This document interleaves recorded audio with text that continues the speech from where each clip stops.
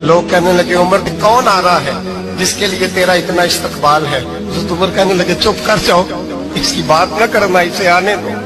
حضرت سیدنا بلال آئے، کہنے لگے امیر المومنین کیا کر رہے ہو؟ فرمایا نہیں چپ کر، یا بازو پکڑا، اپنی کرسی پہ بٹھایا۔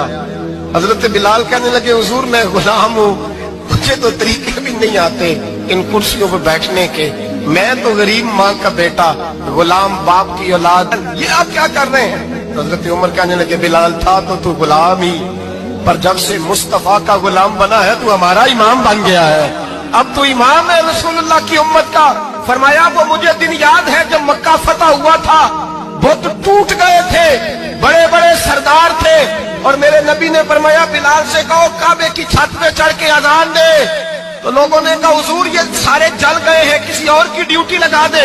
حضور نے فرمایا چپ کرو، بدر میں مار کھا کے اذان پڑے تو بلال، احد میں پتھر برسے اذان پڑے تو بلال، تپے صحراؤں میں پڑے تو بلال، ہر جگہ مار کھائے تو بلال، اور آج اگر اللہ نے عزت دی ہے تو میں لوگوں کو دیکھ کے بلال کو عزت نہ دوں؟